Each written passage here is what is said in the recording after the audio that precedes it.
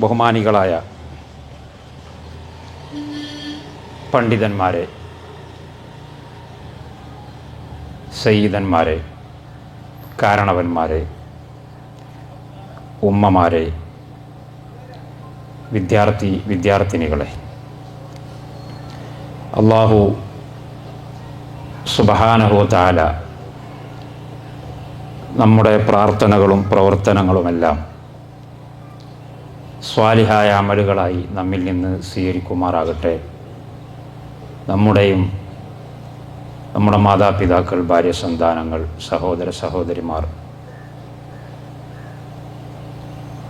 നമ്മിൽ നിന്ന് മരണപ്പെട്ടു പോയവർ, നമ്മുടെ ഈ സദസ്സിൽ ഒരുമിച്ച് കൂടിയിട്ടുള്ളവർ എല്ലാവർക്കും മഗ്ഫിറത്തും മർഹമത്തും ഇരുലോക വിജയവും പ്രദാനം ചെയ്യുമാറാകട്ടെ എന്നും പ്രാർത്ഥിക്കുകയാണ്. ഈ ചാവക്കാട് പ്രദേശത്ത് ബുഖാറ എന്ന് പറയുന്ന ഈ ഗ്രാമം എന്ന് വേണമെങ്കിൽ പറയാവുന്ന കേരളത്തിൽ അറിയപ്പെട്ട ഒരു സ്ഥലം, ഞാൻ എൻ്റെ ചെറുപ്പത്തിലെ എനിക്ക് പരിചയമുള്ള സ്ഥലമാണ് ബുഖാറ. ഈ പ്രദേശവുമായി ബന്ധപ്പെട്ട് ചില വൈജ്ഞാനിക ഉരുപ്പടികൾ കാണുകയും അത് പരിശോധിക്കുകയും അത് പഠിക്കുകയും ഒക്കെ ചെയ്തിട്ടുണ്ട് എന്നത് എൻ്റെ തന്നെ ഒരു വ്യക്തിപരമായ ഓർമ്മയിൽപ്പെട്ടതാണ്. അതും തങ്ങൾ കുടുംബത്തിൽപ്പെട്ട ഒരുപാട് ആളുകൾ ഒരുമിച്ച് കൂടിയിട്ടുള്ള സദസ്സ്. അള്ളാഹുവിൻ്റെ പ്രിയപ്പെട്ട പ്രവാചകൻ്റെ പേരിൽ ഒരുമിച്ച് കൂടിയിട്ടുള്ള സദസ്സ്. തിരുനബി സല്ലല്ലാഹു അലൈഹി വസല്ലം തങ്ങളെ അറിയുക എന്ന ശീർഷകത്തിൽ സംസാരം നടക്കാനിരിക്കുന്ന ഒരു സദസ്സ്. വെള്ളിയാഴ്ചയുടെ പ്രദോഷത്തിൽ അള്ളാഹുവെ, ഇവിടെ ഒരുമിച്ച് കൂടിയിരിക്കുന്ന എല്ലാവരെയും നീ സ്വീകരിക്കണേ. ഈ ഒരുമിച്ച് കൂടിയിരിക്കുന്ന ആളുകളുടെ മാനസികവും ശാരീരികവും ആയിട്ടുള്ള എല്ലാ പ്രയാസങ്ങളും നീ ദൂരീകരിക്കണേ. ഞങ്ങളുടെ ഹൃദയാന്തരങ്ങളിലുള്ള നല്ല ഉദ്ദേശങ്ങൾക്ക് മുഴുവനും നീ സഫലീകരണം ഉണ്ടാക്കണേ. ഞങ്ങളുടെ സഹോദരന്മാർ ഈ രാജ്യത്തും പുറത്തും ധാരാളമായി ഒരുപാട് പ്രശ്നങ്ങളിൽ പ്രയാസങ്ങൾ അനുഭവിക്കുന്നവരുണ്ട്. ശത്രുക്കളുടെയും എതിരാളികളുടെയും കുതന്ത്രങ്ങളിൽ അകപ്പെട്ടുകൊണ്ട് മരണത്തെ മുന്നിൽ കണ്ട് ജീവിക്കുന്ന ധാരാളം ആളുകൾ മുസ്ലിം ലോകത്തിൻ്റെ വിവിധ ഭാഗങ്ങളിൽ, ഫലസ്തീനിലെ ഗസയിലും ഇപ്പോൾ സുദാനിലും നമ്മുടെ രാജ്യത്തിൻ്റെ പല ഭാഗങ്ങളിലുമുണ്ട്. അള്ളാഹുവെ, ഞങ്ങളുടെ സഹോദരന്മാരുടെ സഹോദരിമാരുടെ പ്രയാസങ്ങൾക്ക് ഇനി എത്രയും എളുപ്പത്തിൽ അറുതി വരുത്തണേ അള്ളാഹുവെ. അവർക്ക് എത്രയും എളുപ്പത്തിൽ എല്ലാ പ്രശ്നങ്ങളിൽ നിന്നും കരകയറി ഇസ്സത്തോടുകൂടെയുള്ള ഒരു ജീവിതം നയിക്കാൻ, നിന്റെ ധർമ്മത്തിൻ്റെ വഴിയിൽ ജീവിച്ച് സത്യസന്ദേശം ചുറ്റുപാടുമുള്ള മനുഷ്യരിലേക്ക് പകർന്നു നൽകാൻ അവസരങ്ങൾ ഒരുക്കണേ എന്ന് ആമുഖമായി പ്രാർത്ഥിക്കുകയാണ്. പ്രിയപ്പെട്ട സഹോദരന്മാരെ, കൂടുതൽ ആമുഖം പറയാനുള്ള സമയമില്ലാത്തതുകൊണ്ട് നിങ്ങൾ കേൾക്കാൻ ആഗ്രഹിക്കുന്ന വിഷയത്തിലേക്ക് എത്രയും എളുപ്പത്തിൽ കടക്കുവാൻ ഞാൻ ആഗ്രഹിക്കുകയാണ്. തിരുനബി സല്ലല്ലാഹു അലൈഹി വസല്ലം തങ്ങളെ അറിയുക, ഇത് വലിയ ഒരു വിഷയമാണ്. തിരുനബി സല്ലല്ലാഹു അലൈഹി വസല്ലം തങ്ങളെ അറിയുമ്പോൾ ഉണ്ടാകുന്ന നേട്ടവും അറിയാതിരിക്കുമ്പോൾ ഉണ്ടാകുന്ന കോട്ടവും മനസ്സിലാക്കുമ്പോഴേ ഈ വിഷയത്തിൻ്റെ പ്രസക്തി നമുക്കറിയാൻ കഴിയുകയുള്ളൂ. തിരുനബി സല്ലല്ലാഹു അലൈഹി വസല്ലം തങ്ങൾ മുമ്പിൽ വന്നു നിന്നതുകൊണ്ട് ഒരു പക്ഷേ തിരുനബി അറിഞ്ഞുകൊള്ളണമെന്നില്ല. നമ്മുടെ മുമ്പിലില്ല എന്ന് കരുതി നമ്മൾ അറിയാതിരിക്കേണ്ടതുമില്ല. കാരണം തിരുനബിയുടെ മുമ്പിൽ ജീവിച്ച, ഇടത്തും വലത്തും ജീവിച്ച, മുമ്പിലും പിമ്പിലുമായി ജീവിച്ച, അയൽവാസികളായി ജീവിച്ച, കുടുംബക്കാരായി ജീവിച്ച ഒരുപാട് ആളുകൾ തിരുനബി വന്നു എന്ന കാരണത്താൽ നരകത്തിൽ പോയിട്ടുണ്ട്. നബി സല്ലല്ലാഹു അലൈഹി വസല്ലം തങ്ങൾ വന്നിട്ടില്ലായിരുന്നുവെങ്കിൽ അവർ നരകത്ത് പോകൂലായിരുന്നു. അബൂ ത്വാലിബ് നരകത്തിലാണ്, നിങ്ങൾക്കറിയാമല്ലോ. മുഹമ്മദ് റസൂലുള്ളാഹിയുടെ രക്തത്തിൽ പിറന്ന രക്തത്തിലുള്ളയാളാണ്. സ്വന്തം പിതാവിൻ്റെ സഹോദരനാണ്. 49 കൊല്ലം, 1 2 3 കൊല്ലമല്ല, 49 കൊല്ലക്കാലം പ്രവാചക ശ്രേഷ്ഠരെ സ്വന്തത്തെക്കാൾ കൂടുതൽ സ്നേഹിച്ച, സ്വന്തത്തെക്കാൾ കൂടുതൽ സംരക്ഷിച്ച ഷേബു അബീ ത്വാലിബിന്റെ ഉപരോധ കാലഘട്ടത്തിൽ ശത്രുക്കളുടെ ആക്രമണം ഭയന്ന് മലഞ്ചരുകൾക്കിടയിൽ ഉപരോധിക്കപ്പെട്ട ബനൂ ഹാഷിം കുടുംബത്തിൽ രാത്രിയിൽ അന്തിയുറങ്ങുമ്പോൾ അബൂ ത്വാലിബ് പറയും, മോനെ, ഞാൻ കിടക്കുന്ന പായയിൽ മോൻ കിടക്കണം, മോൻ കിടക്കുന്ന പായയിൽ ഞാൻ കിടക്കും. എന്തിനാണെന്നറിയുമോ? എങ്ങാനും രാത്രിയുടെ ഇരുട്ടിൻ്റെ സമയത്ത് ഏതെങ്കിലും എതിരാളികൾ നമ്മുടെ സങ്കേതത്തിൽ കയറി വന്ന് കൊലപാതക ശ്രമം നടത്തിയാൽ, നീ കിടക്കുന്നിടത്ത് ഞാനുണ്ടായാൽ ഞാനാവുമല്ലോ കൊല്ലപ്പെടുന്നത്. ഞാൻ കിടക്കുന്നിടത്ത് നീയായാൽ നിന്നെ ആ ഒരു പ്രയാസത്തിൽ നിന്ന് രക്ഷപ്പെടുത്താൻ അതുകൊണ്ടെങ്കിലും സാധിക്കുമല്ലോ. അതുകൊണ്ട് എൻ്റെ പായയിൽ മോൻ കിടന്നാൽ മതി എന്ന് പറഞ്ഞ് സ്വന്തം ജീവനേക്കാളേറെ, വ്യക്തമായിട്ട് മനസ്സിലാക്കണം, സ്വന്തം ജീവനേക്കാളേറെ സഹോദരപുത്രനായ അബ്ദുള്ളയുടെ മകനായ മുഹമ്മദിനെ അബൂ ത്വാലിബ് സ്നേഹിച്ചു. സ്നേഹിച്ചില്ല എന്ന് പറയാൻ പറ്റുമോ? സ്വന്തം ശരീരത്തെക്കാൾ സ്നേഹിച്ചു. പക്ഷെ ആരെയാണ് സ്നേഹിച്ചത്? ആരെയാണ് സ്നേഹിച്ചത്? മുഹമ്മദ് റസൂലുള്ളാഹിയെ അല്ല സ്നേഹിച്ചത്, പിന്നെ അബ്ദുള്ളയുടെ മകനെയാണ് സ്നേഹിച്ചത്. അവിടെയാണ് വ്യത്യാസം. അബ്ദുള്ളയുടെ മകനും അള്ളാഹുവിൻ്റെ റസൂലും വ്യത്യാസമുണ്ട്. അത് കാണാൻ വ്യത്യാസം ഉണ്ടാവില്ല, അത് മനസ്സിലാക്കുന്നിടത്താണ് വ്യത്യാസം. ഇവിടെ ചോരയല്ല പ്രധാനം. ചോരക്ക് പ്രാധാന്യമുണ്ട്, പക്ഷെ ചോരയേക്കാൾ പ്രധാനപ്പെട്ടത് ആദർശമാണ്. ചോരയേക്കാൾ പ്രധാനപ്പെട്ടത് അള്ളാഹുവിൻ്റെ പാശമാണ്, കയറാണ്. ആ കയറിൽ മുറുകെ പിടിച്ചവരെല്ലാം സഹോദരന്മാരാണ്. ചോര 1 ആയാലും 2 ആയാലും 3 ആയാലും. ആ കയറിൽ മുറുകെ പിടിക്കാത്തവരൊക്കെ വേറെ വേറെ വേറെയാണ്. ചോര 1 ആയാൽ പോലും അങ്ങനെയാണ്. അപ്പോൾ 49 കൊല്ലക്കാലം പൊന്നുപോലെ സൂക്ഷിച്ച മുഹമ്മദ് നബി സല്ലല്ലാഹു അലൈഹി വസല്ലം തങ്ങൾ അവിടുത്തെ 40ാമത്തെ വയസ്സിൽ നബിയായിട്ട് വരികയാണ്. അവിടുത്തെ 40ാമത്തെ വയസ്സിൽ, അഥവാ 40 കൊല്ലം അബൂ ത്വാലിബും മുഹമ്മദ് നബിയും തമ്മിൽ ബന്ധമുണ്ട്. അന്നൊന്നും ഒരു പ്രശ്നങ്ങളുമില്ല. പക്ഷെ 40ാമത്തെ വയസ്സിൽ നബിയായി വരുന്നു. അബൂ ത്വാലിബ് ഉൾപ്പെടെയുള്ള ആളുകളോട് പറയുന്നു, ഖൂലൂ ലാ ഇലാഹ ഇല്ലല്ലാഹ്, ലാ ഇലാഹ ഇല്ലല്ലാഹ് എന്ന് പറയണം. ലാ ഇലാഹ ഇല്ലല്ലാഹ് അനുസരിച്ച് ജീവിതം കെട്ടിപ്പടുക്കണം. അതിനെ ചുറ്റിപ്പറ്റിയായിരിക്കണം നമ്മുടെ കുടുംബവും രാജ്യവും രാഷ്ട്രീയവും നിസ്കാരവും നോമ്പും നേർച്ചയും പ്രാർത്ഥനകളും എല്ലാം എല്ലാം എന്ന് പറഞ്ഞപ്പോൾ ഒരുപാട് ആളുകൾക്ക് പ്രയാസമുണ്ടായി. അബൂ ത്വാലിബിന് അറിയാം മുഹമ്മദ് നബി പറയുന്നതിൽ മായമില്ല, സത്യസന്ധമാണ്. വലഖദ് അലിംതു ബി അന്ന ദീന മുഹമ്മദിൻ മിൻ ഖൈരി അദിയാനിൽ ബരിയത്തി ദീന ലൗലൽ മസബ്ബതു ഔ ഹദാറു മസബ്ബ ലൗലൽ മലാമതു ഔ ഹദാറു മസബ്ബത്തിൻ ലവജത്തനി സംഹം ബിദാക മുബീനാ. അബൂ താലിബ് മുഹമ്മദ് നബിയുടെ മുമ്പിൽ പറഞ്ഞു, മുഹമ്മദേ, നീ കൊണ്ടുവന്ന പ്രസ്ഥാനം ആകാശത്തിൻ്റെ ചുവട്ടിലുള്ള ഏറ്റവും നല്ല പ്രസ്ഥാനമാണെന്ന് എനിക്കറിയാം. എനിക്കതിലൊരു ഒട്ടുപോലും സംശയമില്ല. വലഖദ് അലിംതു ബി അന്ന ദീന മുഹമ്മദിൻ, മുഹമ്മദിന്റെ മതമുണ്ടല്ലോ, മിൻ ഖൈരി അദിയാനിൽ ബരിയത്തി ദീന, മനുഷ്യർ കേട്ടിട്ടുള്ളതിൽ വെച്ച് ഏറ്റവും, മനുഷ്യർ അനുഭവിച്ചതിൽ വെച്ച് ഏറ്റവും നല്ല മതമാണ്, ഏറ്റവും നല്ല ആദർശമാണ്, ഏറ്റവും നല്ല ജീവിത പദ്ധതിയാണ്. എന്നിട്ടും എന്തേ കൂടാഞ്ഞത്? എന്നിട്ടും എന്തേ അതിൽ മെമ്പർഷിപ്പ് എടുക്കാതിരുന്നത്? സ്വന്തം ചോരയിൽപ്പെട്ടവനായിട്ട് പോലും, സ്വന്തം സഹോദരന്റെ പുത്രനാണ് ക്ഷണിക്കുന്നത് എന്നിട്ട് പോലും എന്തുകൊണ്ട് നിങ്ങൾക്ക് ഇങ്ങോട്ട് കയറിക്കൂടാൻ പ്രയാസമുണ്ടായി? സ്വന്തം ബാപ്പ വിളിച്ചാൽ വരാൻ മടി ഉണ്ടാകേണ്ടതുണ്ടോ? സ്വന്തം മക്കൾ വിളിച്ചാൽ കയറി വരാൻ മടി ഉണ്ടാകേണ്ടതുണ്ടോ? ഒരിക്കലും ഉണ്ടാകേണ്ടതില്ല. എൻ്റെ വാപ്പയല്ലേ വിളിക്കുന്നത്, എൻ്റെ വാപ്പയുടെ സഹോദരനല്ലേ വിളിക്കുന്നത്, ധൈര്യമായിട്ട് കടന്നു ചെല്ലാം. അവിടെ എനിക്ക് ഇരിക്കാൻ സീറ്റ് കിട്ടും, കടക്കാൻ പായ കിട്ടും, എനിക്ക് ദുന്യാവ് കിട്ടും, എനിക്ക് ആഖിറം കിട്ടും, എനിക്ക് കീർത്തിയും കേളിയും കിട്ടും, എല്ലാം കിട്ടുമെന്ന് ഉറപ്പല്ലേ അബൂ താലിബിന്? മുഹമ്മദിൻ്റെ കൂടെ കൂടിയിട്ടുള്ള അബൂബക്കറിന് എന്തെല്ലാം കിട്ടിയിട്ടുണ്ട്, ഉമർ ഇബ്നുൽ ഖത്താബിന് എന്തെല്ലാം കിട്ടിയിട്ടുണ്ട്, ഖദീജക്ക് എന്തെല്ലാം കിട്ടിയിട്ടുണ്ട്.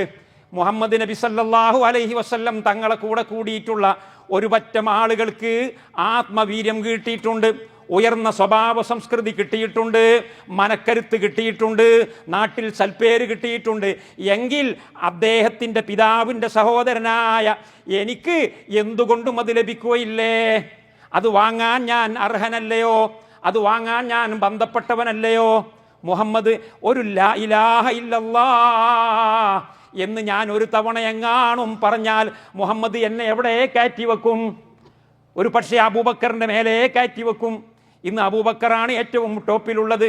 പക്ഷേ അബൂബക്കർ മുഹമ്മദിൻ്റെ ചോരയല്ല, പക്ഷേ ഞാൻ മുഹമ്മദിൻ്റെ ചോരയാണ്. അപ്പോൾ എന്നെ എവിടെയായിരിക്കും മുഹമ്മദ് കയറ്റി വെക്കുക?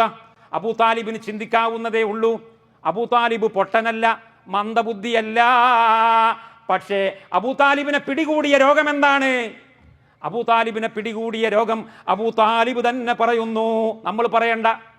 ലൗലൽ മസബ്ബത്തു ഔ ഹദാറു ലൗലൽ മലാമത്തു ഔ ഹദാറു മസബ്ബതി ലവജത്തനി സമഹം ബിദാക മുബീന. മുഹമ്മദേ, എൻ്റെ പ്രശ്നം ഇതാണ്.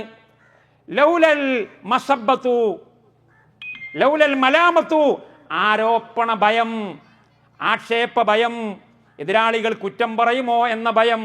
നമ്മളിപ്പോൾ ഇക്കാലം അത്രയും നമ്മൾ ചെയ്തു പോരുന്ന കുറേ കർമ്മങ്ങളില്ലേ, കുറേ സമ്പ്രദായങ്ങളില്ലേ, കുറേ മാമൂലുകളില്ലേ? നമ്മുടെ നാട്ടിൽ എന്തെല്ലാം മാമൂലുകളുണ്ട്, ഒഴിവാക്കാൻ പറ്റുന്നില്ല. നമുക്കറിയാം അത് ശരിയില്ല, അത് ശരിയില്ല. അത് വലിയ വലിയ പണ്ഡിതന്മാരൊക്കെ പറയുന്നുണ്ട് ശരിയില്ല. തലയിൽ കെട്ടിയ പണ്ഡിതന്മാർ പറയുന്നു, തലയിൽ കെട്ടാത്ത പണ്ഡിതന്മാരും പറയുന്നു, ഈ പള്ളിയിലെ പണ്ഡിതനും പറയുന്നു, ആ പള്ളിയിലെ പണ്ഡിതനും പറയുന്നു. അത് ശരിയില്ല കുട്ടികളെ. ഞാൻ എൻ്റെ വീട്ടിൽ അത് ചെയ്യാറില്ല, പക്ഷെ പറഞ്ഞിട്ട് കാര്യമില്ല, ഞമ്മക്ക് ചെയ്യണം. കാരണം എന്താ? എൻ്റെ വാപ്പ ചെയ്തു വന്നതാണ്, എൻ്റെ വല്യാപ്പ ചെയ്തു വന്നതാണ്, 2-3 തലമുറ ഇവിടെ ചെയ്തു വന്നതാണ്. ഞാനായിട്ട് അതിപ്പോൾ ചെയ്യാതിരുന്നാൽ ആളുകളുടെ ഇടയിൽ ഇറങ്ങി നടക്കാൻ പറ്റൂല. നിങ്ങൾ ആലോചിച്ച് നോക്കി. പ്രശ്നം വളരെ നിസാരമാണ്. നമ്മുടെ ഉടലിൽ നിന്ന് ആരും തലയെടുക്കുന്നില്ല. പ്രശ്നം വളരെ നിസാരമാണ്. എന്താ പ്രശ്നം? ആരെങ്കിലും എന്തേലും പറയാന്നുള്ളത്. ആരെങ്കിലും എന്തേലും പറയുന്നതുകൊണ്ട് നമ്മളെ ശരീരത്തിൽ നിന്ന് രക്തം പൊടിയുമോ? ആരെങ്കിലും എന്തെങ്കിലും പറയുന്നത് കൊണ്ട് നമ്മുടെ മാംസം പറഞ്ഞു പോരുമോ? ആരെങ്കിലും എന്തെങ്കിലും പറയുന്നത് കൊണ്ട് നമ്മൾ രോഗിയായി കിടക്കേണ്ടി വരുമോ? ഒന്നുമില്ല, വളരെ നിസാരമാണ്. എന്നാൽ ഉടലിൽ നിന്ന് തല തെറിച്ചു പോകുന്ന രംഗങ്ങളുണ്ട്. ആ രംഗത്തെപ്പോലും അഭിമുഖീകരിച്ചുകൊണ്ടാണ് അബൂബക്കറും ഉമറും ഉസ്മാനും അലിയും ഈ പ്രസ്ഥാനത്തിന്റെ കൂടെ നിന്നത്. ബിലാലും അമ്മാറും ഹബ്ബാബും ഈ പ്രസ്ഥാനത്തിന്റെ കൂടെ നിന്നത് ഉടലിൽ നിന്ന് തലയെടുക്കണമെങ്കിൽ എടുത്തോ, പ്രശ്നമല്ല എന്ന് പറഞ്ഞിട്ടാണ്. പക്ഷേ അബൂ താലിബിന് തല പോകുന്ന പേടിയുണ്ടായിരുന്നില്ല. കാരണം അബൂ താലിബിന്റെ തലയെടുക്കാൻ മാത്രം ഒരുത്തൻ ആ നാട്ടിലില്ല. ആരാണ് അബൂ താലിബിന്റെ ഒരു രോമത്തിന് തൊടാൻ ധൈര്യമുള്ളവർ ആ നാട്ടിലുള്ളത്? ആ നാട്ടിലെ മുഴുവൻ ജനങ്ങളുടെയും പ്രമാണിയാണ് അബൂ താലിബ്. അദ്ദേഹത്തിന്റെ ഒരു രോമത്തിന് പോറലേൽപ്പിക്കാൻ അതുകൊണ്ടല്ലേ അബൂബക്കറിന് അടികൊണ്ടു, ഉമർ ഇബ്നുൽ ഖത്താബിന് അടികൊണ്ടു, അബ്ദുല്ലാഹിബിൻ മസൂദിന് അടികൊണ്ടു, ബിലാലിന്റെ നെഞ്ചത്ത് ചുട്ടുപൊഴുത്ത പാറക്കല്ലുകൾ കയറ്റി വെച്ചിട്ട് പീഡിപ്പിക്കപ്പെട്ടു. പക്ഷേ മുഹമ്മദ് റസൂലുള്ളാഹിയെ ആരും ഒന്നും ചെയ്തിട്ടില്ല. കാരണം ഇവരുടെ ഒക്കെ നേതാവല്ലേ മുഹമ്മദ് നബി? ഇവരുടെ ഒക്കെ നേതാവാണ് മുഹമ്മദ് നബി. മുഹമ്മദ് നബിയുടെ ഒരു രോമത്തിൽ തൊട്ട് കളിക്കാൻ ആ നാട്ടിലെ ജനങ്ങൾക്ക് ധൈര്യം വന്നില്ല. എന്താ കാരണം? അബൂ താലിബ് ഉണ്ട് ഇവിടെ, നാട്ടിലെ കാരണവരുണ്ട് ഇവിടെ. ഈ കാരണവരുടെ കുട്ടിയാണ് ഈ കുട്ടി. ഈ കുട്ടിയെ തൊട്ട വിവരമറിയും. കുട്ടിയെ കൊല്ലണമെന്ന് നിങ്ങൾക്ക് താല്പര്യമുണ്ട്, കുട്ടിയെ നാട്ടിൽ നിന്ന് പുറത്താക്കണമെന്ന് നിങ്ങൾക്ക് ആലോചനയുണ്ട്. പക്ഷെ നടപ്പിൽ വരുത്താൻ കഴിയില്ല. അബൂ താലിബ് ഇവിടെയുണ്ട്. അത്രയും വലിയ ശേഷിയുള്ള, അത്രയും വലിയ പ്രാപ്തിയുള്ള ഒരു മനുഷ്യന് ജീവനെ പേടിക്കേണ്ട ആവശ്യമില്ല. പക്ഷേ അതിനേക്കാളും വളരെ നിസ്സാരമായ ഒരു വസ്തുവിൽ അദ്ദേഹം പേടിച്ചുപോയി, അദ്ദേഹം ചുറ്റിത്തടഞ്ഞുപോയി. എന്താണ് ആ വസ്തു എന്നറിയുമോ? ദുരഭിമാനബോധം. ദുരഭിമാനബോധം. അഭിമാനബോധം എന്ന് പറയുന്നത് ശരിയല്ല. ദുരഭിമാനബോധം. എന്നെപ്പറ്റി ഇപ്പോൾ നാട്ടുകാർക്ക് നല്ല അഭിപ്രായമാണ്. ഏത് കമ്മിറ്റിയിലും എന്നെ ചെയർമാനാക്കി വെക്കും. ഞാൻ എവിടേക്ക് കയറി ചെന്നാലും അവിടെയുള്ള ആളുകൾ എന്നെ എഴുന്നേറ്റ് നിന്ന് ആദരിക്കും. നാട്ടിൽ നടക്കുന്ന ഏത് കല്യാണത്തിനും സൽക്കാരത്തിനും ആദ്യം ഞാനാണ് ക്ഷണിക്കപ്പെടുന്നത്. നാട്ടിൽ എനിക്ക് പേരുണ്ട്. ആ പേര് പോയി കളയും. പേര് പോയാൽ എന്താ, ഒന്നും വരാനില്ല. നമ്മളെ ശരീരത്തിൽ വേദനിക്കുകയില്ല, നമുക്ക് തലവേദനിക്കുകയില്ല, പല്ല് വേദനിക്കുകയില്ല. പറഞ്ഞിട്ട് കാര്യമില്ല. ചില ആളുകൾ കുടുങ്ങിപ്പോകുന്നത് ഈ പരീക്ഷണത്തിലാണ്. ചില ആളുകളുടെ പരിശോധന അവിടെയാണ്. എൻ്റെ അഭിമാനത്തിന് കോട്ടം തട്ടുമോ? ലൗലൽ മസബ്ബത്തു ലൗലൽ മലാമത്തു ഔ ഹദാറു മസബ്ബതി. മുഹമ്മദേ, നാട്ടിൽ ചീത്തപ്പേര് വരില്ല, നാട്ടിൽ ചീത്തപ്പേര് വരുമോ എന്ന പേടിയില്ലായിരുന്നുവെങ്കിൽ ലവജത്തനി സംഹം ബിദാക മുബീനാ. നീ കൊണ്ടുവന്ന ആ ആദർശവാക്കുണ്ടല്ലോ, ലാ ഇലാഹ ഇല്ലല്ലാഹു മുഹമ്മദു റസൂലുള്ളാഹ് എന്ന് പറയുന്ന ആ കലിമത്തു തൗഹീദ് ഉണ്ടല്ലോ, അത് ഏറ്റവും ഉച്ചത്തിൽ പറയുന്നവനായിട്ട് എന്നെ നിനക്ക് കാണാമായിരുന്നു മുഹമ്മദേ. പക്ഷേ ഇപ്പോൾ ഞാനത് പറയാൻ തയ്യാറല്ല. എന്താണ് എനിക്ക് നഷ്ടപ്പെടാനുള്ളത്? എനിക്ക് ദുരഭിമാനം നഷ്ടപ്പെടാനുണ്ട്, നാട്ടിൽ അധികാരം നഷ്ടപ്പെടാനുണ്ട്, നാട്ടിൽ നേതൃപദവി നഷ്ടപ്പെടാനുണ്ട്, പേരും പെരുമയും നഷ്ടപ്പെടാനുണ്ട്.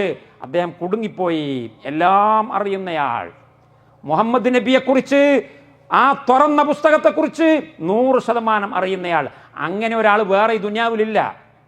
അതുകൊണ്ട് തന്നെയാണ് അബ്ബാസ് ഇബ്നു അബ്ദുൽ മുത്തലിബ് റളിയല്ലാഹു അൻഹു, അബ്ദുൽ മുത്തലിബിൻ്റെ മകനായ അബ്ബാസ്, റസൂലുള്ളാഹിൻ്റെ മൂത്താപ്പയായ അബ്ബാസ് റസൂലുള്ളാഹിനോട് ചോദിക്കുകയാണ്, നബിയെ, ഹൽ നഫാത അമ്മക അബാ താലിബിൻ ബിശൈഇൻ വകാന യഗ്ളബു ലക വകാന യഹൂതുക വയഗ്ളബു ലക. മുഹമ്മദ് നബിയെ, നിങ്ങളുടെ സ്വന്തം മൂത്താപ്പയായ അബൂ താലിബിന് നിങ്ങൾ വല്ല ഉപകാരവും ചെയ്തു കൊടുത്തിട്ടുണ്ടോ? അദ്ദേഹം നിങ്ങൾക്ക് വേണ്ടി ദേഷ്യം പിടിച്ച ആളായിരുന്നു. അദ്ദേഹം നിങ്ങളെ സംരക്ഷിക്കാൻ വേണ്ടി ജീവിതം ഒഴിഞ്ഞു വെച്ച ആളായിരുന്നു. വല്ല ഉപകാരവും അദ്ദേഹത്തിന് ചെയ്തു കൊടുത്തിട്ടുണ്ടോ? അബൂ താലിബ് മരിക്കാൻ കിടക്കുന്ന സമയം വരെ ആ മരണശയ്യയിലേക്ക് മുഹമ്മദ് നബി കടന്നു വന്നു. എന്നിട്ട് അബൂ താലിബിനോട് പറഞ്ഞു, ഐ അമ്മു ഖുൽ കലിമത്തൻ ഉഹാജു ലക ബിഹാ ഇൻദല്ലാഹ്. ഓ എൻ്റെ പ്രിയപ്പെട്ട മൂത്താപ്പ, നിങ്ങൾ ഈ കാലം വരെ നിസ്കരിച്ചിട്ടില്ല, നമസ്കരിച്ചിട്ടില്ല, നോമ്പെടുത്തിട്ടില്ല, നിങ്ങൾ ഈ കാലം വരെ ഒരു പുണ്യകർമ്മവും ചെയ്തിട്ടില്ല, ഒരു പുണ്യകർമ്മവും ചെയ്തിട്ടില്ല. മുഹമ്മദ് നബിയെ സംരക്ഷിച്ചിട്ടുണ്ട്, വലിയ പുണ്യകർമ്മമാണ്, അത് സംശയമൊന്നുമില്ല. ആകാശത്തിൻ്റെ ചുവട്ടിൽ ഏറ്റവും വലിയ പുണ്യകർമ്മം. പക്ഷെ അത് പുണ്യകർമ്മമല്ല. ആരെ സംബന്ധിച്ചിടത്തോളം? അബൂ താലിബിനെ സംബന്ധിച്ചിടത്തോളം അത് പുണ്യകർമ്മമല്ല. കാരണം അബൂ താലിബ് സംരക്ഷിച്ചത്, ഞാൻ പറഞ്ഞല്ലോ, അള്ളാഹുവിൻ്റെ റസൂലിനെ അല്ല. അബൂ താലിബ് സംരക്ഷിച്ചത് അബ്ദുള്ളയുടെ മകനെയാണ്. അതുകൊണ്ട് തന്നെ പരലോകത്ത് പ്രതിഫലം ലഭിക്കുമെന്ന ഉദ്ദേശത്തോടെ അല്ലാത്തത് കൊണ്ട് അത് പുണ്യകർമ്മമല്ല. വഖദിംനാ ഇലാ മാ അമിലൂ മിൻ അമലിൻ ഫജഅൽനാഹു ഹബാഅം മൻസൂറാ. അവർ ചെയ്തു പോയിട്ടുള്ള എല്ലാ കർമ്മങ്ങളും, അവരുടെ ദാനധർമ്മങ്ങൾ, അവരുടെ ചാരിറ്റി പ്രവർത്തനങ്ങൾ, അവരുടെ മനുഷ്യകാരുണ്യ പ്രവർത്തനങ്ങൾ, അവരുടെ നേർച്ചകൾ, അവരുടെ വഴിപാടുകൾ, അവരുടെ നോമ്പുകൾ എല്ലാം നാളെ പരലോകത്ത് വരുമ്പോൾ ഫജഅൽനാഹു ഹബാഅം മൻസൂറാ, അത് കാറ്റിൽ പാറിക്കളിക്കുന്ന പൊടിപടലങ്ങളെപ്പോലെ, ധൂളികളെപ്പോലെ ഞാനതിനെ തകർത്തുകളയും എന്നാണ് അല്ലാഹു സുബ്ഹാനഹു വ തആല പറഞ്ഞത്. വല്ലദീന കഫറു അഅമാലുഹും കസറാബിൻ ബിഖീഅത്തിൻ യഹ്സബുഹു ളംആനു മാഅൻ ഹത്താ ഇദാ ജാഅഹു ലം യജിദുഹു ശൈആ വവജദല്ലാഹ ഇൻദഹു ഫവഫാഹു ഹിസാബ വല്ലാഹു സരീഉൽ ഹിസാബ്. സത്യനിഷേധികളായ ആളുകൾ, മുഹമ്മദു റസൂലുള്ളാഹ് എന്ന് പറയാൻ കൂട്ടാക്കാത്ത ആളുകൾ, അവരുടെ കർമ്മങ്ങൾ ഏതുപോലെയാണ്? അവരുടെ കർമ്മങ്ങൾ അമാലുഹും കസറാബിൻ ബിഖീഅത്തിൻ, ഒരു മരുഭൂമിയിലുള്ള മരീചിക പോലെയാണ് അവരുടെ കർമ്മങ്ങൾ എന്നാ പറഞ്ഞത്. അമാലുഹും, അവരുടെ സൽക്കർമ്മങ്ങൾ എന്ന് അല്ലാഹു പറഞ്ഞില്ല. നല്ല ചാരിറ്റി നടത്തിയവരുണ്ടാകും, അല്ലേ? കോടിക്കണക്കിന് രൂപ ചാരിറ്റി നടത്തിയാൽ നമ്മളെന്താ അതിനെപ്പറ്റി പറയാം? നല്ല പ്രവൃത്തികൾ എന്ന് പറയും, സൽക്കർമ്മങ്ങൾ എന്ന് പറയും. പക്ഷേ അള്ളാഹു പ്രയോഗിച്ചത് എന്താണെന്നറിയുമോ? അമാലുഹും സ്വാലിഹ എന്ന് പറഞ്ഞില്ല, സൽക്കർമ്മങ്ങൾ എന്ന് പറഞ്ഞില്ല. പിന്നെ എന്താ പറഞ്ഞത്? അവരുടെ പ്രവർത്തനങ്ങൾ, ആ പ്രവർത്തനങ്ങൾക്ക് വല്ല ഫലവുമുണ്ടോ? കസറാബിൻ ബിഖിയാത്തിൻ, ഒരു മരുഭൂമിയിലുള്ള മരീചിക പോലെയാണ്. അവിടെ വെള്ളമുണ്ട് എന്ന് കരുതുമ്പോൾ അങ്ങോട്ട് ചെല്ലും. 1 കിലോമീറ്റർ 2 കിലോമീറ്റർ ചുട്ടുപൊള്ളുന്ന വെയിലിന്റെ ചുവട്ടിലൂടെ നടന്നുപോയി അവിടെ എത്തി നോക്കുമ്പോൾ വെള്ളമില്ല. പിന്നെയും അപ്പുറത്ത് വെള്ളമുണ്ട് എന്ന് തോന്നും. ഇങ്ങനെ നടന്ന് കിലോമീറ്ററുകളോളം നടന്ന് അവസാനം അവന് വെള്ളം ലഭിക്കുന്നില്ല. ലം യജിദ്ഹു ശൈആ വവജദല്ലാഹ ഇൻദഹു ഫവഫാഹു ഹിസാബാ വല്ലാഹു സരീഉൽ ഹിസാബ്. അബൂ താലിബിന്റെ അവസ്ഥയാണ്. അബൂ താലിബ് മരിക്കാൻ കിടക്കുന്ന സമയം സ്വന്തം സഹോദരന്റെ മകൻ മുഹമ്മദ് റസൂലുള്ളാഹ് കയറി വന്നിട്ട് അബൂ താലിബിനോട് പറയാണ്, അബൂ താലിബേ, എന്റെ മൂത്താപ്പ, ഖുൽ കലിമത്തൻ വഹാജ്ജു ലക ബിഹാ ഇൻദല്ലാഹ്. ഈ അവസാനത്തെ സമയം, ഇനി നിങ്ങൾക്ക് നമസ്കരിക്കാൻ സമയമില്ല, നോമ്പെടുക്കാൻ സമയമില്ല, സാരമില്ല, ഞാൻ പരിഹരിക്കാം. പക്ഷേ ഒരു നിബന്ധനയുണ്ട്. എന്താണ് ആ നിബന്ധന? വെറുതെ പരിഹരിക്കാൻ കഴിയില്ല. വെറുതെ ഒരാളെ പിടിച്ച് സ്വർഗത്തിൽ കൊണ്ടുപോകാനുള്ള അവകാശം എനിക്ക് ഇല്ല. ഞാൻ തമ്പുരാനല്ല, ഞാൻ അല്ലാഹു അല്ല. ഓരോരുത്തരെ പിടിച്ച് സ്വർഗത്തിൽ കൊണ്ടുപോകാൻ, വേറെ കുറെ ആളുകളെ നരകത്തിൽ കൊണ്ടുപോകാൻ അങ്ങനെ കഴിയുന്നവനല്ല ഞാൻ. നിങ്ങളെ സ്വർഗത്തിൽ കൊണ്ടുപോകണമെങ്കിൽ അല്ലാഹു വെച്ചിട്ടുള്ള, അല്ലാഹു കൽപ്പിച്ചിട്ടുള്ള, അല്ലാഹു നിർദ്ദേശിച്ചിട്ടുള്ള ഒരു നിബന്ധനയുണ്ട്. ആ നിബന്ധന നിങ്ങൾ പാലിക്കുകയാണെങ്കിൽ ബാക്കിയുള്ള കാര്യങ്ങൾ ഞാൻ ഏറ്റെടുത്തുകൊള്ളാം. എന്താണ് ആ നിബന്ധന? ഖുൽ കലിമത്തൻ, ആ വാക്ക് പറയണം. ഏതാണ് ആ വാക്ക്? ലാ ഇലാഹ ഇല്ലല്ലാഹ് മുഹമ്മദു റസൂലുള്ളാഹ് എന്ന വാക്ക് പറയണം. ആ വാക്ക് പറഞ്ഞാൽ വഹാജ്ജു ലക ബിഹാ ഇൻദല്ലാഹ്, അല്ലാഹുവിൻ്റെ അടുക്കൽ നിങ്ങൾക്ക് വേണ്ടി ബാക്കിയുള്ള എല്ലാ കുറ്റകൃത്യങ്ങളിലും ഞാൻ ശുപാർശ ചെയ്തു കൊള്ളാം.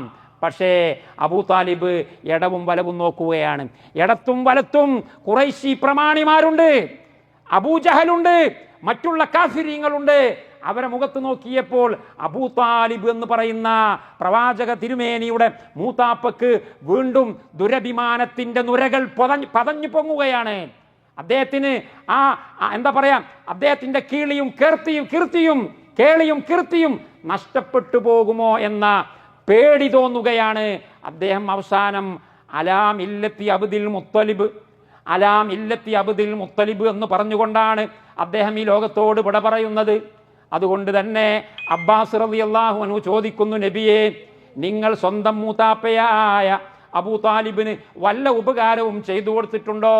അബൂ താലിബ് മുസ്ലിമായിട്ടല്ല മരിച്ചത് എന്ന് അബ്ബാസിന് അറിയാം. പക്ഷേ എന്തെങ്കിലും പഴുതുകളുണ്ടോ? ഒരുപാട് ഉപകാരം ചെയ്ത മനുഷ്യനല്ലേ, എന്തെങ്കിലും പഴുതുകളുണ്ടോ എന്ന് അറിയാൻ വേണ്ടി അന്വേഷിക്കുകയാണ്. മറ്റൊരു മൂത്താപ്പയായ അബൂ താലിബിന്റെ തന്നെ സഹോദരനായ അബ്ബാസ് റളിയല്ലാഹു അൻഹു ചോദിക്കുന്നു.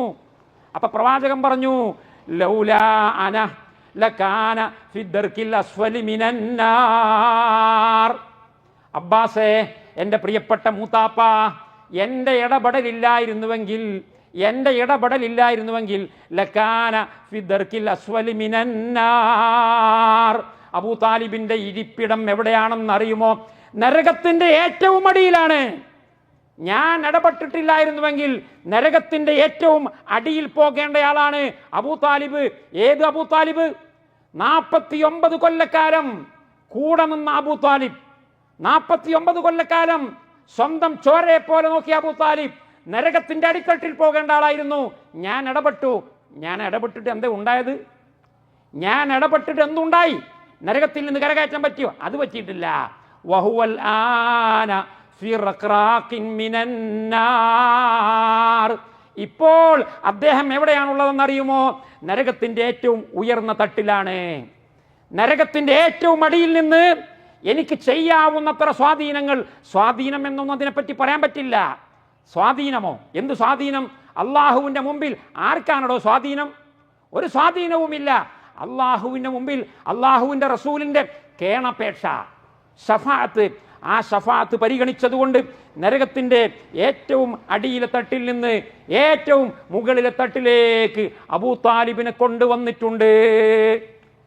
അബൂ താലിബ് അഹ്വനു അഹ്ലിന്നാരി അദാബൻ അബൂ താലിബ്. നരകത്തിലെ ഏറ്റവും ചെറിയ ശിക്ഷ നൽകപ്പെടുന്നയാള് അബൂ താലിബാണ്.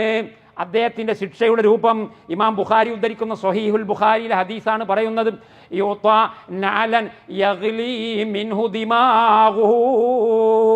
അദ്ദേഹത്തിന്റെ ചെരുപ്പ് നരകത്തിലാണ്, അദ്ദേഹത്തിന്റെ ശരീരം നരകത്തിന്റെ പുറത്താണ്, ശരീരം നരകത്തിന്റെ പുറത്താണ്, ചെരുപ്പ് നരകത്തിലാണ്. എന്താ ഇതിന്റെ പിന്നിലുള്ള രഹസ്യം? ഈ ശരീരം സാധാരണ ഒരു ശരീരമല്ല. ഈ ശരീരം കൊണ്ടാണ് മുഹമ്മദ് റസൂലുള്ളാഹിക്ക് പ്രതിരോധ കവചം തീർത്തത്. അബൂജഹലിന്റെ, അബൂലഹബിന്റെ, ഉത്ബത്തിന്റെ, ശൈബത്തിന്റെ, അക്രമികളുടെ, പീഡകന്മാരുടെ പീഡനത്തിന്റെ മുമ്പിൽ മുഹമ്മദ് റസൂലുള്ളാഹിയുടെ ജീവന് സംരക്ഷണം കൊടുത്ത ശരീരമാണ് ഈ ശരീരം നരകത്തിൽ ഇടേണ്ടതില്ല എന്ന് അള്ളാഹു തീരുമാനിക്കുകയാണ്. പക്ഷേ നരകത്തിൽ നിന്ന് കരകയറ്റാൻ പറ്റുമോ? പറ്റില്ല. കാരണം പാസ്വേഡ് ഇല്ല. പാസ്വേഡ് അടിക്കാതെ എൻട്രി ചെയ്യാൻ കഴിയില്ല. എന്താണ് പാസ്വേഡ്? ലാ ഇലാഹ ഇല്ലല്ലാഹ് മുഹമ്മദ് റസൂലുള്ളാഹ്. ഈ പാസ്വേഡ് ഇല്ലാത്തത് കൊണ്ട് നരകത്തുനിന്ന് പിടിച്ച് പുറത്താക്കാൻ കഴിയില്ല. പക്ഷെ ഒരു പരിഹാരമുണ്ട്, ഒരു ചെരുപ്പ് കൊടുക്കാം. നരകത്തിന്റെ ചെരുപ്പാണ്. ആ ചെരുപ്പിന്റെ മാത്രം കാരണം കൊണ്ട് യഗ്ലി മിൻഹു ദിമാഗുഹു, അദ്ദേഹത്തിന്റെ തലച്ചോറ്, ഏറ്റവും ഉയരത്തിലുള്ള ഭാഗമാണ് തല, ഏറ്റവും താഴ്ഭാഗത്തുള്ള ചെരുപ്പിന്റെ കാഠിന്യം കൊണ്ട്, ചെരുപ്പാകുന്ന ആ തീക്കട്ടയുടെ കാഠിന്യം കൊണ്ട് അദ്ദേഹത്തിന്റെ തലച്ചോറ് ഉരുകി ഉരുകി ഉരുകി ഒലിക്കുന്നു. അബൂ താലിബിന്റെ അവസ്ഥ ഇതാണ്. എന്തുകൊണ്ടാണ് ഇതുണ്ടായത്? അബൂ താലിബിന് എന്തുകൊണ്ട് ഇങ്ങനെ ഉണ്ടായി? അള്ളാഹുവിന്റെ റസൂൽ ഉദയം ചെയ്തു എന്നതാണ് കാരണം. അള്ളാഹുവിന്റെ റസൂൽ വന്നിട്ടില്ലായിരുന്നുവെങ്കിൽ, അല്ലെങ്കിൽ മുഹമ്മദ് ബിൻ അബ്ദുള്ളയായിട്ട് നിൽക്കുകയാണ്, മുഹമ്മദ് റസൂലുള്ള ആയിട്ടില്ല, മുഹമ്മദ് ബിൻ അബ്ദുള്ളയാണ്, മുഹമ്മദ് റസൂലുള്ളയല്ല, ഇങ്ങനെയായിരുന്നുവെങ്കിൽ അബൂ താലിബ് നരകത്തിലേക്ക് പോകേണ്ടി വരുമോ? ഇല്ല, പോകേണ്ടി വരില്ല. എന്നാൽ ഇതൊരു പരീക്ഷണമാണ്. ഈ പരീക്ഷണം മുഹമ്മദ് നബി സല്ലല്ലാഹു അലൈഹി വസല്ലം തങ്ങൾക്ക് പ്രവാചകത്വം നൽകുക എന്നത് വലിയ പരീക്ഷണമായിരുന്നു ഒരുപാട് ആളുകൾക്ക്. ആ പരീക്ഷണം അള്ളാഹു നിശ്ചയിച്ചത് എന്തിനാണ് അള്ളാഹു ഇങ്ങനെ പരീക്ഷണം നിശ്ചയിച്ചത്? ഇവിടെ രണ്ട് ജാതി ആളുകൾ ഉണ്ടാകും. ഇവിടെ ആ രണ്ട് ജാതിയെയും വേർതിരിച്ച് മനസ്സിലാക്കണം. ഇപ്പൊ നിങ്ങൾ നോക്കി, ഈ ഗ്രൗണ്ട്, നമ്മളിപ്പോൾ ഇവിടെയുള്ള ഈ ഗ്രൗണ്ടിൽ പല ജാതി വിത്തുകൾ ഉണ്ടാകും. നെല്ലിന്റെ വിത്തുണ്ടാകും, ഗോതമ്പിന്റെ വിത്തുണ്ടാകും, അതുപോലെ തേക്കിന്റെ വിത്തുകൾ ഉണ്ടാകും, അതുപോലെ കാഞ്ഞിരത്തിന്റെ വിത്തുകൾ ഉണ്ടാകും, മുരുക്കിന്റെ വിത്തുകൾ ഉണ്ടാകും. പല ജാതി വിത്തുകൾ കൂടി കലർന്നിരിക്കുകയാണ്. ഏതാണ് നെല്ല്, ഏതാണ് ഗോതമ്പ്, ഏതാണ് പതിര്, ഏതാണ് ചപ്പ, ഏതാണ് മണിയുള്ളത്, ഏതാണ് മണിയില്ലാത്തത് നമുക്കറിയില്ല. കാഴ്ചയിലെല്ലാം ഒരുപോലെയാ. അബൂബക്കർ ഏതാണ്, അബൂജഹൽ ഏതാണ് അറിയില്ല. ഉമർ ബിൻ ഖത്താബ് ഏതാണ്, അബൂലഹബ് ഏതാണ് അറിയില്ല. ഉസ്മാൻ ബിൻ അഫ്ഫാൻ ഏതാണ്, ഉത്ബത്ത് ഏതാണ് അറിയില്ല. എല്ലാം കൂടി കൂടിക്കുഴഞ്ഞ് കിടക്കുകയാണ്. എന്നാൽ അങ്ങനെ കിടക്കാൻ പറ്റുമോ? പറ്റില്ല. തേക്കിന്റെ വിത്ത് തേക്കായിട്ട് വളരണം, പ്ലാവിന്റെ വിത്ത് പ്ലാവായിട്ട് വളരണം. അത് വളരണമെങ്കിൽ മഴ പെയ്യണം. ആ മഴ ഇങ്ങനെ പെയ്യുമ്പോൾ തേക്ക് മുളക്കും. ഇത് തേക്കായിരുന്നു, അത് ശരി, ഇപ്പോഴാണ് മനസ്സിലായത്. മഴ പെയ്തപ്പോൾ വേറെ കുറെ കാഞ്ഞരം മുളച്ചു പൊന്തി. വായിൽ വെച്ചാൽ കഴിക്കുന്നത്, വാസനിച്ചാൽ കഴിക്കുന്നത്, ഒരു ഉപകാരവും ലഭിക്കാത്തത്, അടുപ്പിലിട്ട് കത്തിച്ചാൽ പോലും അതിൻ്റെ പുക കാരണമായിട്ട് ഭക്ഷണത്തിന് കയ്പ് വരുന്നത് കാഞ്ഞരമാണ്, മുള്ളാണ്, മുരിക്കാണ്. മഴ പെയ്തപ്പോൾ മുളച്ചു പൊന്തി. കണ്ടോ, എല്ലാം ഒരുമിച്ച് കൂടി ഇങ്ങനെ ഇരിക്കായിരുന്നു. വേറിട്ട് മനസ്സിലാക്കാൻ കഴിയില്ല. അതിനെ വേർപ്പെടുത്താൻ, നല്ലതിനെയും ചീത്തയെയും വേർപ്പെടുത്താൻ അതിനുവേണ്ടി പെയ്തതാണ് ഈ പേമാരി. പേമാരി പെയ്തപ്പോൾ രണ്ടും രണ്ടായി മാറി, രണ്ടും വേർപിരിഞ്ഞു. വംതാസുൽ യൗമ അയ്യുഹൽ മുജ്രിമൂൻ, നിങ്ങളെ അബൂജഹലിനെ ഇനി മുതൽ അബൂബക്കറിന്റെ കൂട്ടത്തിൽ ഇരുത്താൻ കഴിയില്ല. അബൂലഹബിനെ ഇനി മുതൽ ഉമർ ഇബ്നുൽ ഖത്താബിന്റെ കസേരയിൽ ഇരുത്താൻ കഴിയില്ല. മാറി നിൽക്കൂ. അബൂബക്കറിനും ഉമറിനും ഉസ്മാനുമുള്ള സീറ്റ് ഏതാണെന്ന് ഈ മഴയിൽ വ്യക്തമായി കഴിഞ്ഞു. ഈ മഴ പെയ്തപ്പോൾ അബൂബക്കർ ആരാണ് എന്ന് മനസ്സിലായിട്ടുണ്ട്. ഈ പേമാരി വർഷിച്ചപ്പോൾ ഉമർ ഇബ്നുൽ ഖത്താബ് ആരാണെന്ന് മനസ്സിലായിട്ടുണ്ട്. അബൂ താലിബ് ആരാണെന്ന് മനസ്സിലായിട്ടുണ്ട്. ഇത് മനസ്സിലാക്കണമെങ്കിൽ മഴ പെയ്യണം. തേക്കിന്റെ വിത്ത് മുരുക്കിന്റെ വിത്തിട്ടാൽ തേക്ക് മുളക്കുകയില്ല. നിങ്ങൾ കേട്ടിട്ടില്ലേ, കുമ്പളം കുത്തിയാൽ മത്തൻ മുളക്കുകയില്ല. ഇത് അബൂ താലിബാണ്. അബൂ താലിബ് നേരത്തെ പരാജയപ്പെട്ടയാളാണ്. അദ്ദേഹം പരാജയപ്പെട്ട ആളാണ് എന്ന് പുറം ലോകത്തിന് അറിയണം. അള്ളാഹുവിന് അത് നേരിട്ട് മനസ്സിലാക്കാൻ കഴിയണം. അങ്ങനെ മനസ്സിലാക്കണമെങ്കിൽ മഴ പെയ്യണം. ഇവിടെ കുറെ തേക്കിന്റെ വിത്തുകളുണ്ട്, അത് അള്ളാഹുവിനറിയാം. ഇവിടെ തേക്കുണ്ട്, മുരുക്കുണ്ട്, തേങ്ങയുണ്ട്, തെങ്ങുണ്ട്, കഴുങ്ങുണ്ട്, ഇതെല്ലാം അള്ളാഹുവിനറിയാം. പക്ഷേ ഇത് എല്ലാവർക്കും അറിയണം. അള്ളാഹുവിന് മാത്രം അറിഞ്ഞാൽ പോരാ, നിങ്ങൾ ഓരോരുത്തരും അറിയണം. ഇതെന്തുകൊണ്ട് ഇങ്ങനെയായി? അതിന്റെ വിത്ത് അങ്ങനെയായിരുന്നു. അതെന്തുകൊണ്ട് ഇങ്ങനെയായി? അത് ഇങ്ങനെയുള്ള വിത്തായിരുന്നു. അത് നിങ്ങൾക്ക് എല്ലാവർക്കും അറിയണം. നിങ്ങളുടെ എല്ലാവരുടെയും അറിവോട് കൂടെയാണ് രണ്ട് വിഭാഗത്തെ മാറ്റി നിർത്തുന്നത്. എന്തിനാണ് അബൂജഹലിനെ നരകത്തിൽ കൊണ്ടുപോകുന്നത്? അബൂജഹൽ കാഞ്ഞരമായിരുന്നു, മുരിക്കായിരുന്നു, ഒരു ഉപകാരവുമില്ലാത്ത പടുമരമായിരുന്നു. അത് മുളച്ചു പൊന്തിയപ്പോൾ നിങ്ങൾക്ക് മനസ്സിലായില്ലേ? മനസ്സിലായി. അത് മുളച്ചു പൊന്താതിരുന്നാലോ? അത് മുളച്ചു പൊന്താതെ വിത്തായിട്ട് തന്നെ ഈ മണ്ണിൽ ഇങ്ങനെ ചെതറിയിരുന്ന സ്ഥിതിയിലായിരുന്നെങ്കിൽ നിങ്ങൾക്ക് അബൂ താലിബിനെ തിരിച്ചറിയാൻ കഴിയുമോ? നിങ്ങൾക്ക് അബൂജഹലിനെ തിരിച്ചറിയാൻ കഴിയുമോ? അബൂബക്കറിനെ തിരിച്ചറിയാൻ കഴിയുമോ? ഇല്ല. അപ്പൊ പിന്നെ അള്ളാഹു അബൂബക്കറിനെ സ്വർഗത്തിൽ കൊണ്ടുപോകുമ്പോൾ നിങ്ങൾ എന്താ പറയാ? അബൂബക്കറിനെ ഏതായിരുന്നാലും അള്ളാഹു സ്വർഗത്തിൽ കൊണ്ടുപോകും. കാരണം അത് തേക്കിന്റെ വിത്താണ്. അത് തേക്കിന്റെ വിത്താണ്, അത് സ്വർഗത്തിൽ കൊണ്ടുപോകും. മറ്റേത് കാഞ്ഞിരത്തിന്റെ വിത്താണ്, അത് നരകത്തിൽ കൊണ്ടുപോകും. പക്ഷെ നിങ്ങൾക്കറിയുമോ? നിങ്ങൾക്കറിയില്ല. അബൂലഹബ് ചോദിക്കും, അബൂജഹൽ ചോദിക്കും, എന്താ പടച്ചോനെ, ഓന സ്വർഗത്തുക്കും എന്നെ നരകത്തുക്കും, ഞാനും ഓനെപ്പോലെ തന്നെ അല്ലായിരുന്നോ? ഞാനും ഓനും ഒരുപോലെ ഭൂമിയിൽ കടന്നിരുന്നില്ലേ? എന്തുകൊണ്ടാണ് ഇവിടെ വന്നപ്പോ എന്നെ അങ്ങോട്ടേക്കും അവനെ അങ്ങോട്ടേക്കും നീ പറഞ്ഞയച്ചത് എന്ന് ചോദിക്കാനുള്ള ഒരു വകുപ്പ് അബൂജഹലിന് ഉണ്ടാകുമായിരുന്നു. ആ വകുപ്പ് ഉണ്ടാകാൻ പാടില്ല. ആ വകുപ്പ് ഇല്ലാതിരിക്കാൻ വേണ്ടി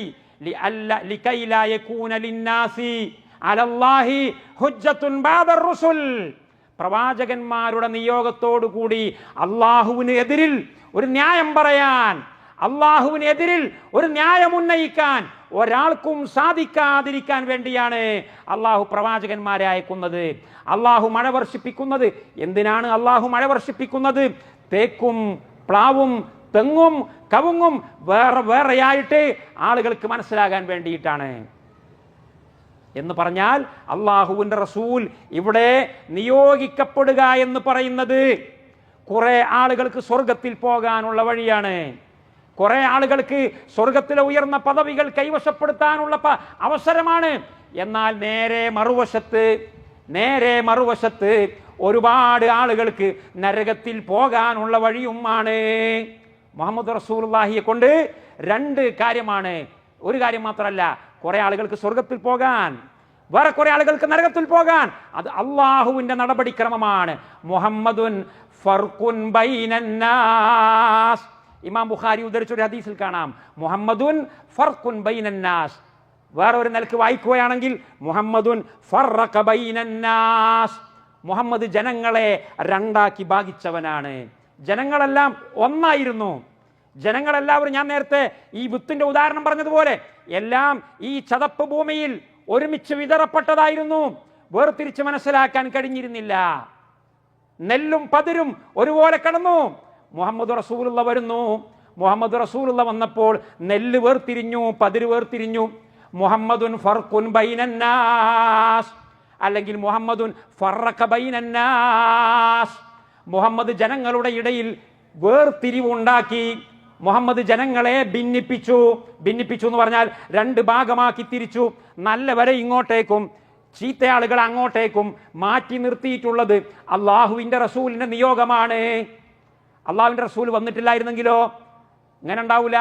മഴ പെയ്തിട്ടില്ലെങ്കിൽ തേക്ക് മുളക്കുകയില്ല, കഴുങ്ങ് മുളക്കുകയില്ല, പ്ലാവ് മുളക്കുകയില്ല, നമുക്ക് അറിയില്ല. പക്ഷെ അള്ളാഹുവിനെല്ലാം കാലേക്കുട്ടി